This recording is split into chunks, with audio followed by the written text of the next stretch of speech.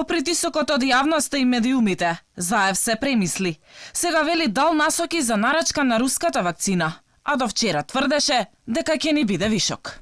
Дали би нарачале од Спутник? Да. Дадов насоки, како што ме информира дека има капацитетност од дополнителни 100.000, да се направи од таму нарачка. Значи, се што постои од вакцина, направивме нарачки, договори, односно воспоставивме контакти, се со конечна цел да процесот на вакцинација не прекине и продолжи во предвидената динамика.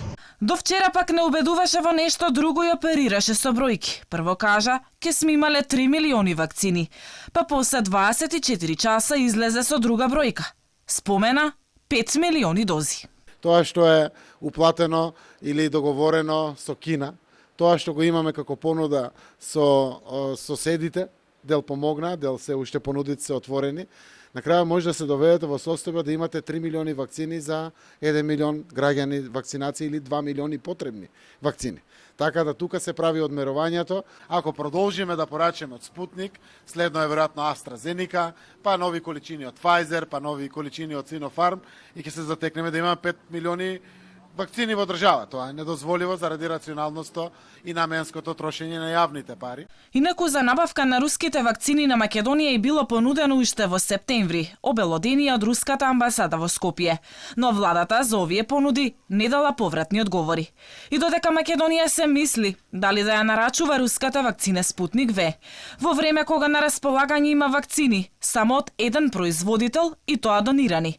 Србија ги доби новите 150.000 дози од AstraZeneca. И со ова србите ќе имаат право на избор од 4 вакцини. Ја сам молио и Бориса Джонсона, молио сам и неке друге лjude u britanskoj vlasti. Hvala im na podršci, hvala im na tome što su želeli da nas čuju.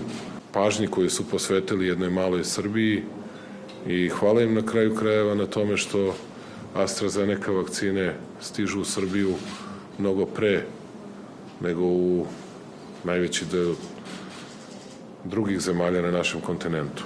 Од денеска Србија станува една од ретките земји во светот каде што граѓаните ќе можат да избираат помеѓу Pfizer, рускиот Спутник В, кинеските Sinopharm и AstraZeneca.